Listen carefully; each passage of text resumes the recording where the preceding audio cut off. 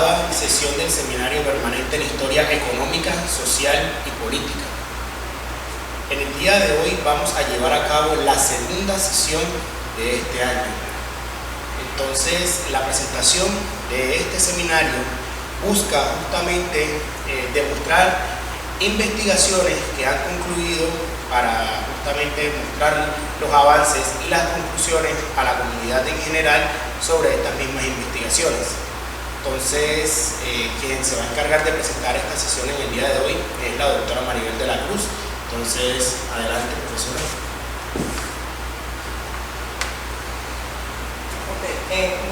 Buenos días. ¿Se está escuchando, Carlos? Sí. Bien, buenos días. Les damos la bienvenida a la segunda sesión del Seminario Permanente de Historia Económica, Social y Política del Programa de Historia de la Universidad de Cartagena. Nos convoca hoy en esta reunión la presentación de los resultados de investigación del proyecto sobre, abro comillas, los naipes en la provincia de Cartagena a finales del siglo XVIII, una aproximación desde la historia fiscal y social. Este proyecto fue presentado a la Vicerrectoría de Investigación por los estudiantes Juan Diego Suárez, Carmen Babilonia y Melissa Pinzón. La investigación se llevó a cabo bajo la coordinación del profesor Sergio Solano de las Aguas, quien hoy desafortunadamente no nos ha podido acompañar por asuntos de salud. Estos estudiantes, dos de los cuales hoy son egresados, formaban parte del semillero de investigación ESOPO, adscrito al grupo de investigación en Historia Económica, Social y Política clasificado en Polciencias. El proyecto es producto de la convocatoria 00418 del 2021, cuyo objetivo fue apoyar investigaciones a los estudiantes de pregrado presencial de la Universidad de Cartagena y que fue convocada, como dije anteriormente, por la Vicerrectoría de Investigación con el fin de fortalecer la investigación formativa en los estudiantes adscritos a los semilleros de investigación. Hoy los resultados de investigación los estará presentando el tesista Juan Diego Suárez, quien nos contará, además de los resultados de la investigación, también nos contará su experiencia en esta investigación, pero adicionalmente la experiencia en la recolección de las fuentes primarias y en general su experiencia como investigador. Con ustedes, Juan Diego Suárez Mesa. Bueno, buenos días a todos. Agradezco su presencia en esta sesión.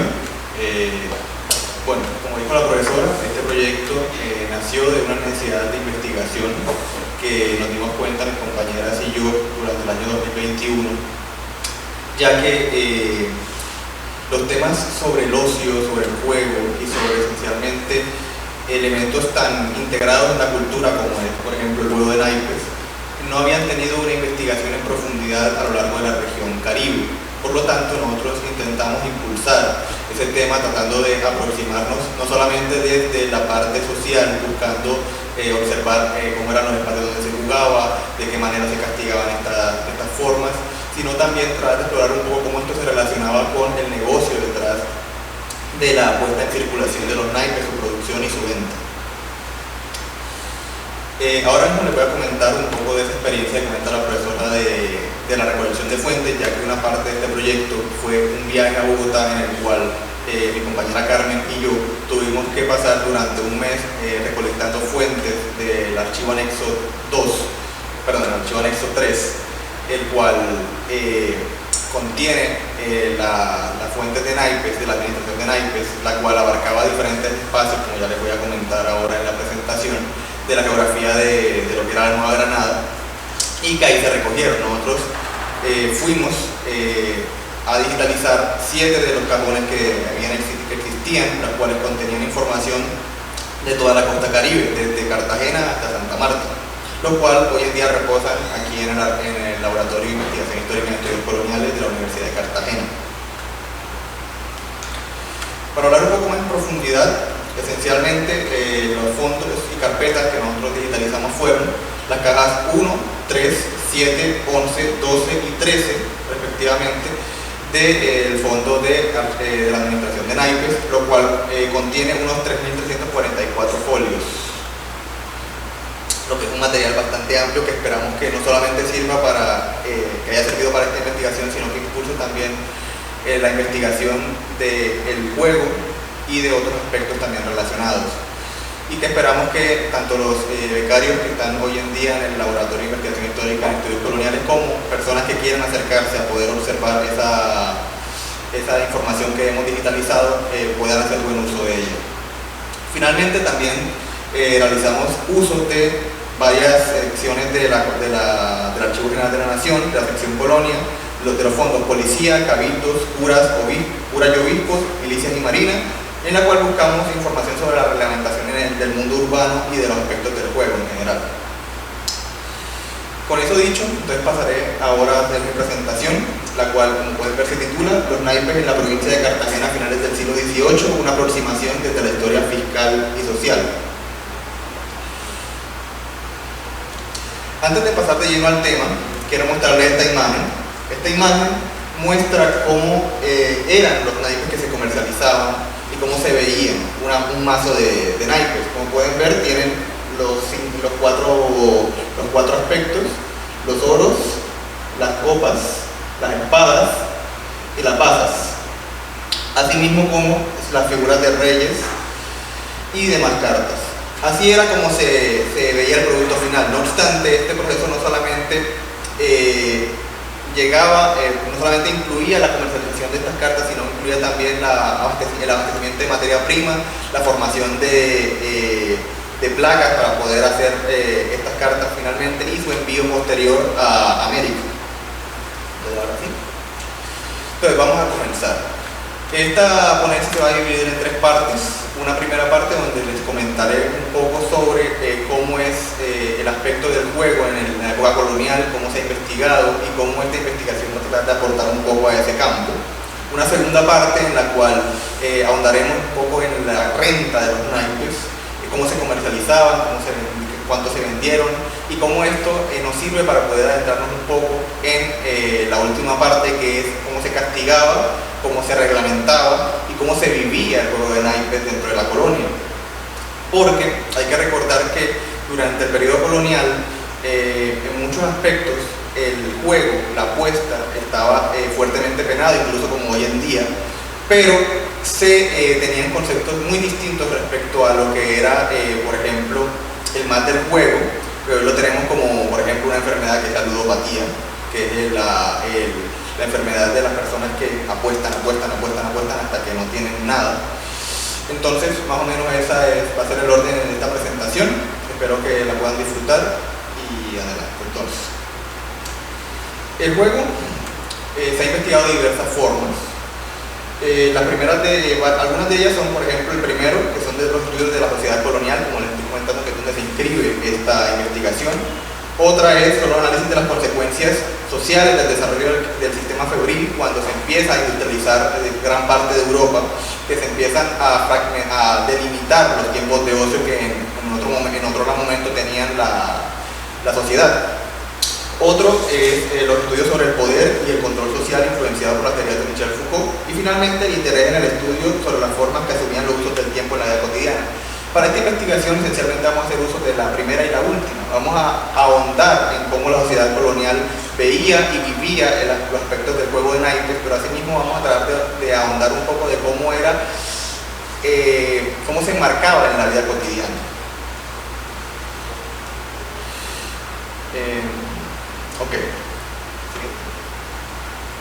La reglamentación del juego de naipes llega incluso desde antes del siglo XVIII, de donde se enmarca esta investigación. Con la llegada a América de los colonizadores en el siglo XVI, ya se empiezan a traer algunas de estas diversiones que se empiezan a combinar con las diversiones que ya tenían algunos grupos indígenas, que derivaron posteriormente en otras formas de apuesta que se reglamentarían a futuro.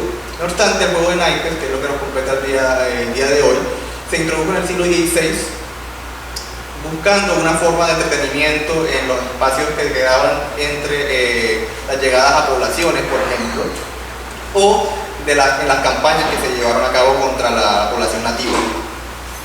Esto que pueden ver en pantalla es el título 23 del libro 8 de la recopilación de leyes del Reino de India, en la cual se reglamenta el expendio de naipes y cómo se deben consumir.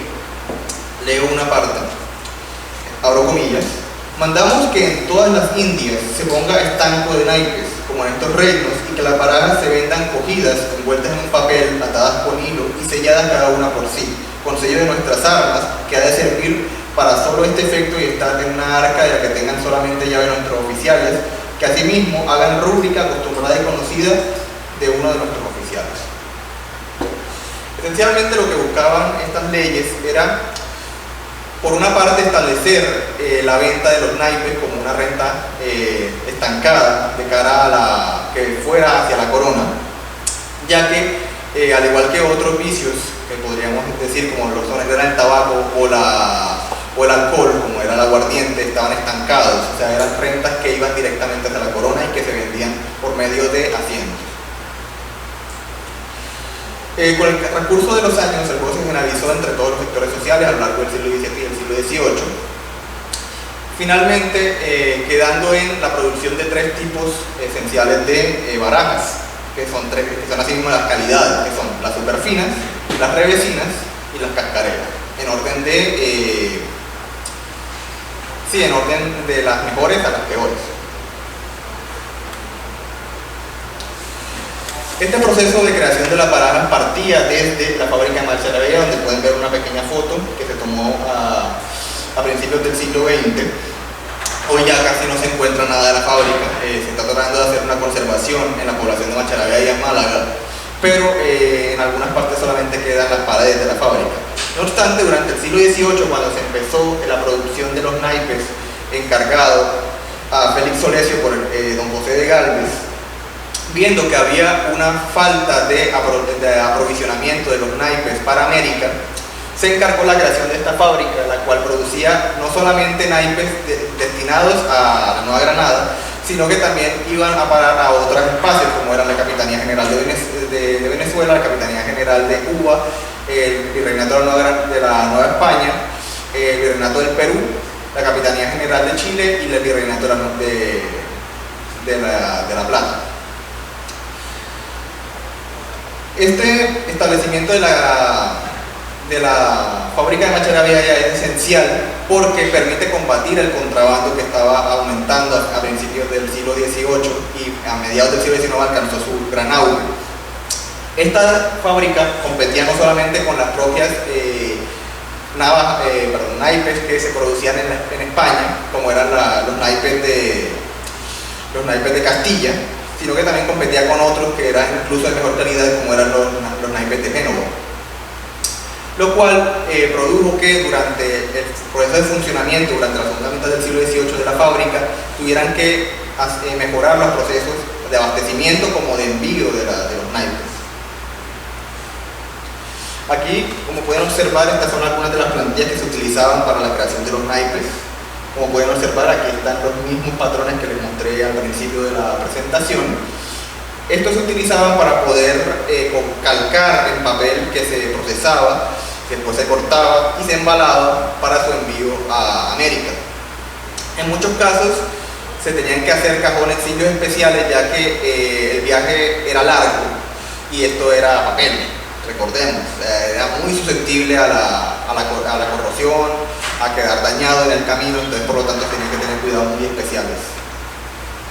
Asimismo, se tenían que sellar de manera muy específica. Aquí podemos ver dos sellos de los envíos de los naipes, uno para el año 1795, en el cual se especifica no solamente el año de envío, sino que también se especifica la calidad de la baraja.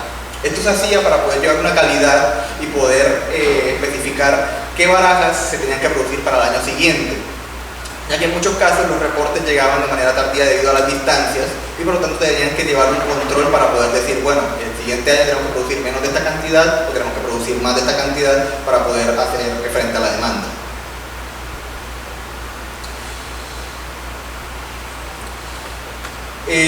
Algunos casos que quiero comentar para dar una vista un poco más amplia respecto a este caso de los naipes son de tres espacios geográficos dentro de los territorios españoles. Uno es el de la Capitanía General de Chile, otro es el del Virreinato de Nueva España ya comentado y otro es el de la Capitanía General de Cuba. Los naipes también fueron un problema generalizado en todo el espacio español. Especialmente en la Nueva España, en los sectores mineros era una cuestión muy presente, ya que en muchos casos utilizaban las pagas que se les daban, que eran para comprar víveres, para poder apostar, y por lo tanto te rendían menos y producían una baja en la productividad. Esto llevó a que en muchas poblaciones mineras se establecieran fuertes controles, no solamente a los pagos que se les daban a los mineros, sino también a la vigilancia para que ellos los llevaran a cabo como debían. Asimismo, se llevaron a cabo diferentes redadas alrededor de los pueblos mineros para poder llevar a fin estos espacios de juego que, por ejemplo, algunos de ellos más acomodados eran las casas de juego, los cuales eran espacios que estaban bien surtidos y que estaban dedicados no a la apuesta, sino al ocio, a la recreación, porque esta es una dicotomía que tiene este tema. El juego de naipes fue concebido principalmente como un ocio, una recreación dada para las personas en sus tiempos libres. No obstante, lo que se perseguía era la perversión de esta recreación vista en las apuestas. Por lo tanto, esto era lo que se buscaba reprimir. Para buscar estos espacios que eran conocidos como arrastraderos, las autoridades generalmente hacían redadas de noche, entrando a casas, ya sean casas propias de las personas, de los vecinos, o casas en las afueras. Por lo tanto, era una cosa que llevaba bien controlada. Esto se empezó a controlar un poco más a finales del siglo XVIII, pero nunca se salió del todo, porque era algo muy integrado dentro de la población. Otro aspecto interesante para abordar esta parte social es lo que pasaba en la Capitanía General de Cuba, donde el estanco de naipes y callos, que era como se administraba allí, que no solamente tenía a su disposición la diversión de los naipes, sino también de las peleas de gallos, que estaban estancadas también allí,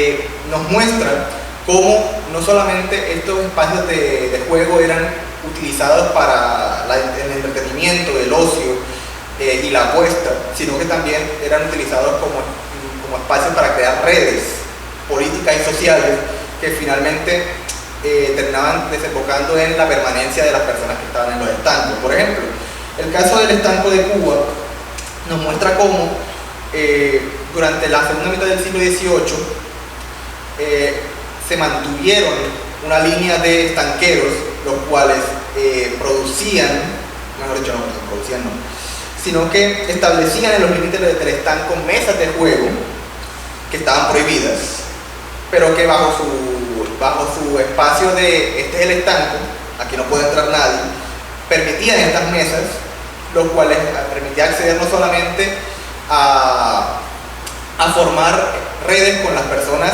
directamente relacionadas a su alrededor de los vecinos, sino que también en muchos casos esto era frecuentado por figuras influyentes de la política de la Capitanía General de Cuba, lo que les producía este mantenimiento del poder. Finalmente, uno de los últimos aspectos es el de la Capitanía General de Chile. ¿Se me escucha bien? El de la Capitanía General de Chile ya no va tanto en el aspecto social, sino en el aspecto económico, que muestra cómo el acceso al juego y su distribución y la venta no solamente obedecían al hecho de cómo estas llegaban, sino a la ubicación geográfica del lugar al que se destinaba.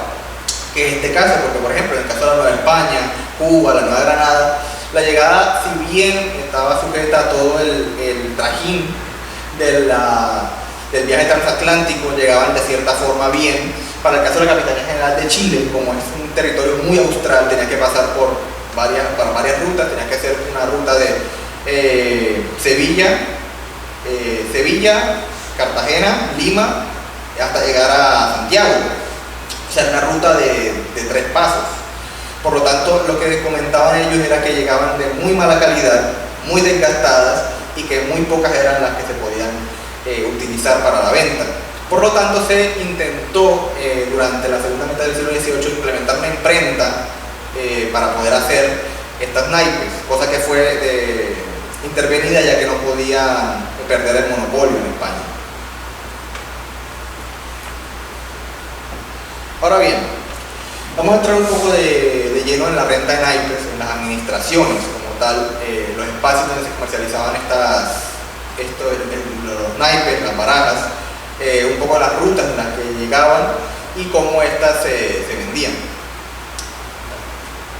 Aquí en esta tabla pueden observar las administraciones que contaba el territorio de la provincia de Cartagena.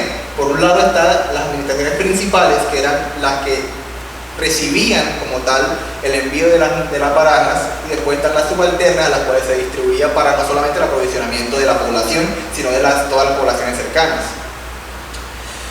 Que en el caso de Cartagena se dividía de la siguiente forma.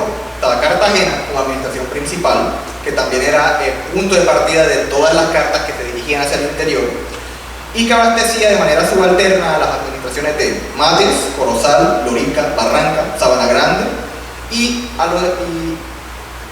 a estanquillos dentro de la población.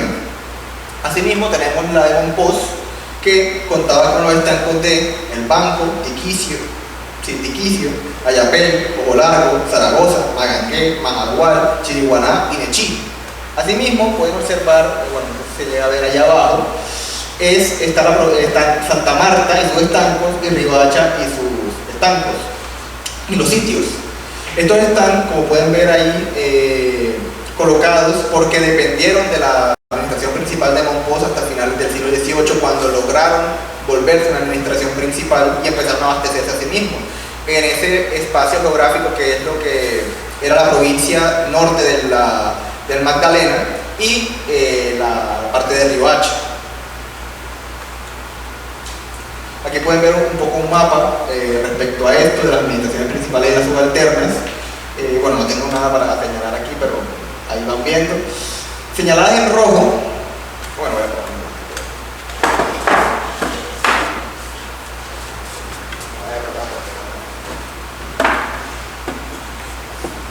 A ver, señalada aquí en rojo, esta región de aquí, es todo lo que comprendía la administración de Cartagena, que como pueden ver, aquí están las poblaciones subalternas, comprendía una amplia zona de lo que era el norte de la región de la provincia de Cartagena.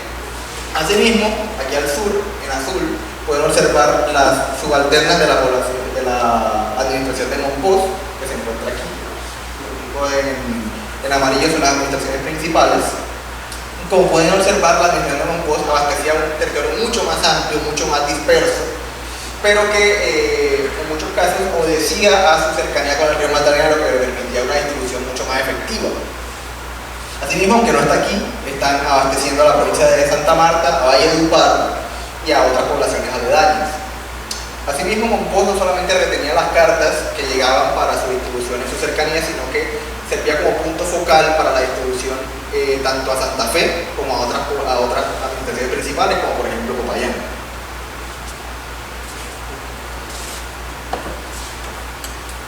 Aquí pueden observar un mapa de los estanquillos de Cartagena, ahí con las calles donde están ubicadas, las cuales son la calle de Vadillo, San Agustín, Quero, Santo Domingo, La Magdalena, la esquina de la Catedral, El Puente, Boca Chica y Pasacaballos, así respectivamente. Esos eran los estanquillos. Los estanquillos funcionaban, ¿cómo decirlo?, como dispensadores, como pequeñas tiendas en las cuales se vendía cierta cantidad de barajas que les llegaba por mes al precio que se daban en el estanco. Igualmente tú podías ir al estanco a comprar, pero era mucho más fácil y mucho menos engorroso llegar a los estanquillos para poder abastecerse de los mismos. Asimismo, aquí están los estanquillos de Santa Cruz de Monpós. Santa Cruz de Monpós, no sé si han estado allí, pero es una población mucho más pequeña que Cartagena, ubicada a lo largo del río. Por lo tanto, su estanquillo está concentrado principalmente en las plazas comerciales, que en este caso son dos, que son la plaza de la Concepción, que es esa que ven allí en rojo, y la plaza de Santa Bárbara, que es la que ven en azul, las cuales concentraban la mayoría de los estanquillos. que si bien eran menos que en Cartagena, tenían un movimiento mucho más constante porque no solamente se venían a abastecer allí personas de la propia población, sino que también vendían para las poblaciones aledañas que por X o Y motivo veían con insuficiencia las que llegaban a sus administraciones subalternas y venían a abastecerse directamente aquí en Monpós.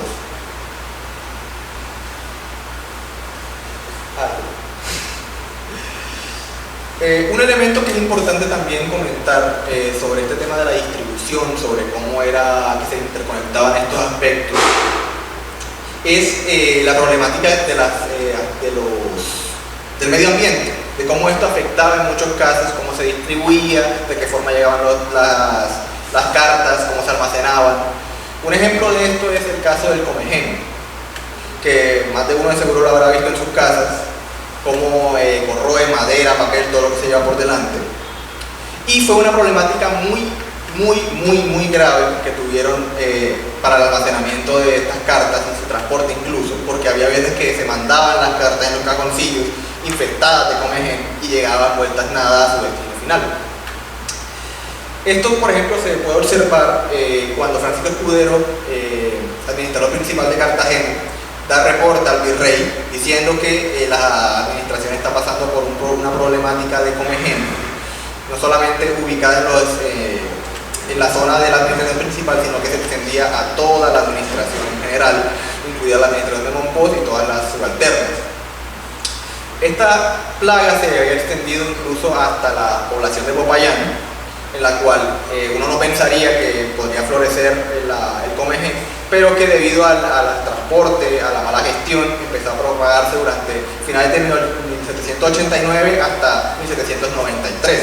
Durante ese periodo de tiempo se retuvieron muchas cartas ubicadas en Monpós, o se redistribuyeron a otras administraciones, más frías, tratando de salvaguardarlas de la plaga del Comegén. Por eso Cartagena durante ese periodo de tiempo tuvo un movimiento mucho menor en los almacenes, llegando a tener incluso la mitad de lo que tenía en un principio. Asimismo, se decía que entre un 5 y un 6% de los huevos de naipes, o sea, de las barajas que se enviaban, llegaban o en malas condiciones o se perdían en el transporte, caían al río en muchos casos. Y ya les cuento yo que esos cajones eran caros de producir. Bueno, ahora vamos a entrar un poco en materia de las rentas como tal, los numeritos que producía las cuentas de los naipes. Les adelanto, los naipes no fueron una renta importante dentro del esquema de la Real Hacienda. Por ejemplo, teniendo en cuenta el aguardiente y el tabaco, que eran de las que más producían, esta solamente producía cerca del 1% de lo que ellas producían. No obstante, sigue siendo un valor que hay que tener en cuenta, ya que nos permite observar no solamente cómo se accedía a ellas, porque el transporte en muchos casos tenía que ver con el precio de venta de las cartas, sino también de cómo esto influenciaba en el acceso que tenían las personas a las cartas y por lo tanto en incurrir en el juego. Esta primera tabla que pueden ver ahí es la recepción y distribución de los naipes que llegan de España, muy someramente, para 3 años, 79, 80 y 83. Como pueden observar, durante el 79 y el 80, que lo voy a tener como un solo periodo, ya que el 79 solamente llegaron a final de año los naipes, se puede observar que se mantiene una relación en la cantidad de cartas que llegan. No obstante, si vamos a 1783, podemos observar que hay una caída de las cartas de revesino y una subida en las cartas de superfina y cascarela. Esto puede obedecer en parte también a los precios que se manejaban. Mientras que las superfinas costaban 5 reales en la mayoría de los casos, y las revesinas 4,5 y las cascarelas 4. Se hacía mucho más fácil y accesible las cascarelas a su baja calidad, ya que costaban un poco menos y eran mucho más accesibles, transportables incluso. Y asimismo las superfinas, como eran de mayor calidad, se veía mucho más rentable poder comprar algo que no se te iba a dañar a los pocos meses. Esta segunda tabla es lo producido por la administración de naipes en el Reino de Granada a finales del siglo XVIII, entre 1796 y 1800. Ahí pueden observar todas las administraciones principales con las que contaba la Administración General de Naipes. Ahí lo pueden observar.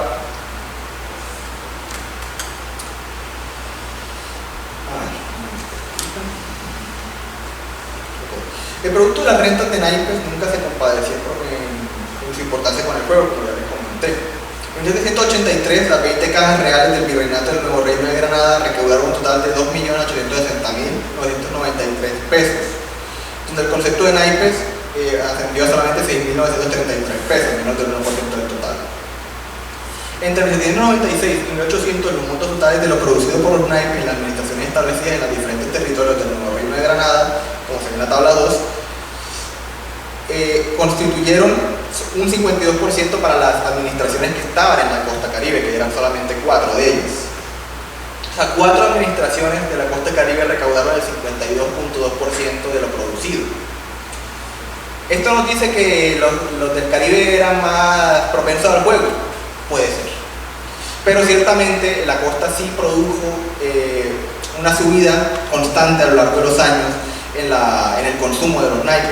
Eso queda evidenciado, por ejemplo, en esta tabla.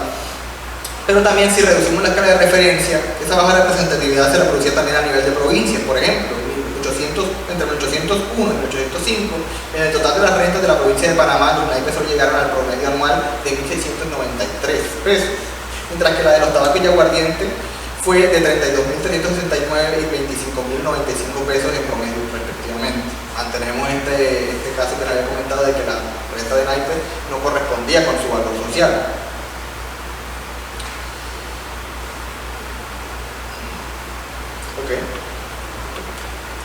Aquí, la tercera tabla es lo producido por la venta de naipes entre 1780 y 1800, solamente en Cartagena y sus subalternos. Aquí se incluye tanto la administración principal como sus rentas subalternas.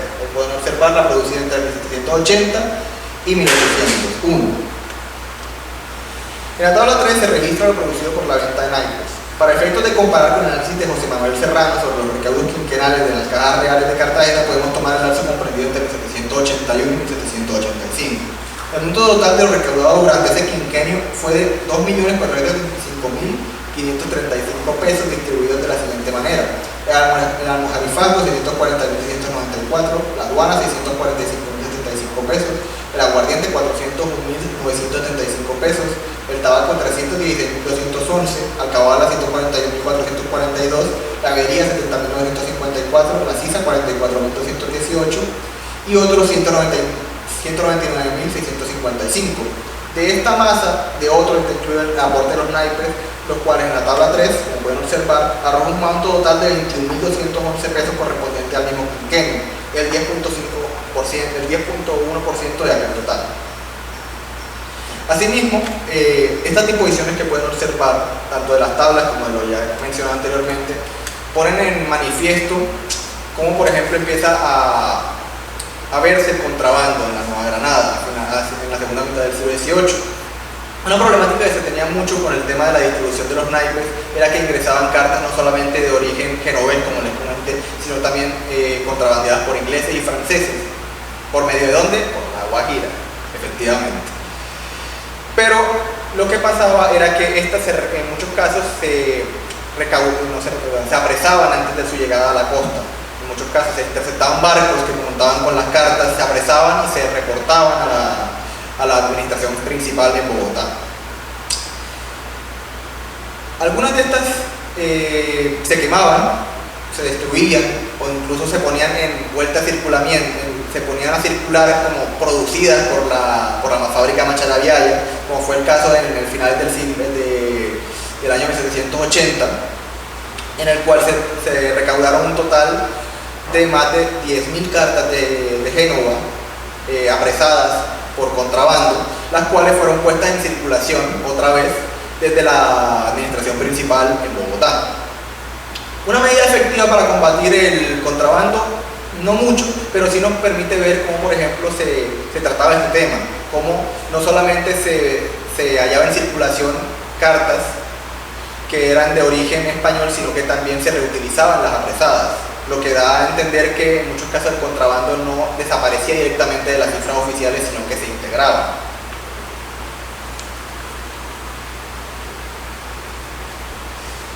Y finalmente estamos aquí en la parte 3, el juego de naipes, como conductas ilícitas, como control social y como castigo.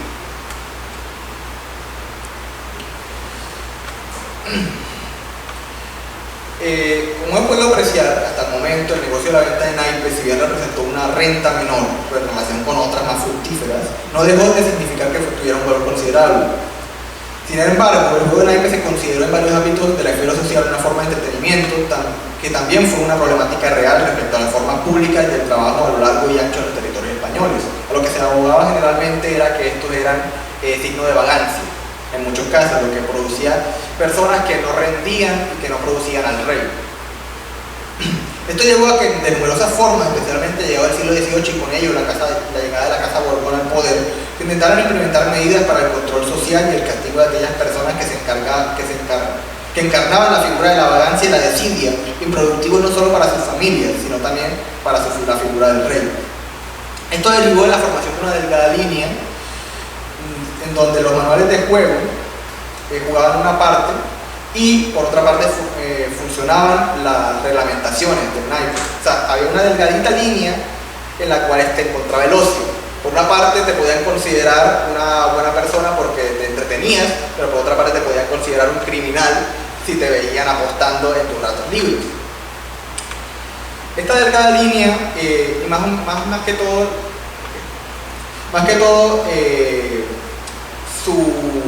la forma en la que se vivía esta delgada línea se puede observar, por ejemplo, en los manuales de juego. Aquí tenemos dos, uno de 1732 y otro de 1750. El primero, el modo cristiano político y cortesano de jugar bien al revesino, que era un tipo de juego de naipe, y el otro, instrucción puntual, las reglas generales que se deben observar en el juego de naipes para el revesino. Esto es lo que nos mostraba, no solamente era la figura del buen jugador, en muchos casos, sino que, porque ellos decían, un buen jugador no tiene que ceder a sus impulsos a la hora de jugar, no tiene que voltear la mesa, no tiene que apostar de más, no tiene que ceder a esos impulsos que llevan a la vagancia. Pero una cita que demuestra muy bien en estos propios reglamentos cómo era que la población se tomaba tanto los reglamentos como la reglamentación oficial de las autoridades era el siguiente, que cito y abro comillas: amigo, hablemos claros. Aunque efectiva vuestra merced sobre este villano juego más volúmenes que contiene la Real Biblioteca, me he de mantener constante en lo que llevo dicho, como vuestra merced lo está en lo que tiene impreso, como que aparece que quedamos como estamos antes, vuestra merced firme en instruir y yo fuerte en no obedecer. Lo que nos permite ver esto es que la población en general, tanto la que llegaba al juego como en otros aspectos, se volcaba a ellos simplemente por el placer de hacerlo. En muchos casos las reglamentaciones no fueron del todo claras a la hora de poder llevar este problema. Uno de estos elementos fue los bandos de buen gobierno, los cuales fueron emitidos durante la segunda mitad del siglo XVIII, en los cuales se reglamentaba las horas en las que se podía jugar, las formas de no considerarse un vago y los montos mínimos en los que se podía apostar. Asimismo, se establecía que era una casa de juego y por lo tanto que era lo que se podía considerar un apostador. Por último, también se presentaron casos especiales en los cuales el poder se enfrentaba. Por ejemplo, el caso en el que el alcalde Pablo Álvarez habló sobre la supresión de juegos prohibidos con el comandante a guerra de las poblaciones cercanas y el propio capitán de las milicias de Monpós sobre haber encontrado a milicianos jugando en una redada. Esto enfrentó los poderes tanto del fuero militar como del fuero civil, en los cuales uno no cedía en que se juzgara por el ámbito civil a unos militares, pero por otro lado el ámbito civil no dejaba que los militares salieran porque muy probablemente iban a ser juzgados de una menor forma.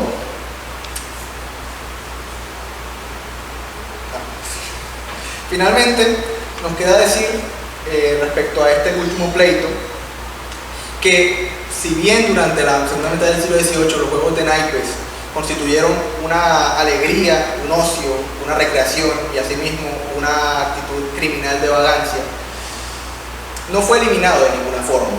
Durante el siglo XIX siguió existiendo la figura del jugador, siguió existiendo la figura del juego de naipes y siguió existiendo la figura de las casas de apuestas. ¿Por qué? Porque por un lado era un negocio muy lucrativo, pero por otro lado es parte de la idiosincrasia de la población de la costa caribe en este caso. El abocarse no solo a las apuestas, pero sí al juego, a la diversión, al poder entretenerse en sus ratos libres y poder buscar no solamente la integración de las redes clientelares, sino también de los propios vecinos con vecinos, formando redes que formaban poblaciones y comunidades que se repercuten hoy en día, por ejemplo, en los juegos que podemos observar en los barrios, en los fines de semana, que conviven los diferentes vecinos y comparten un espacio común, no solo de ocio, sino de sociabilidad. Muchas gracias.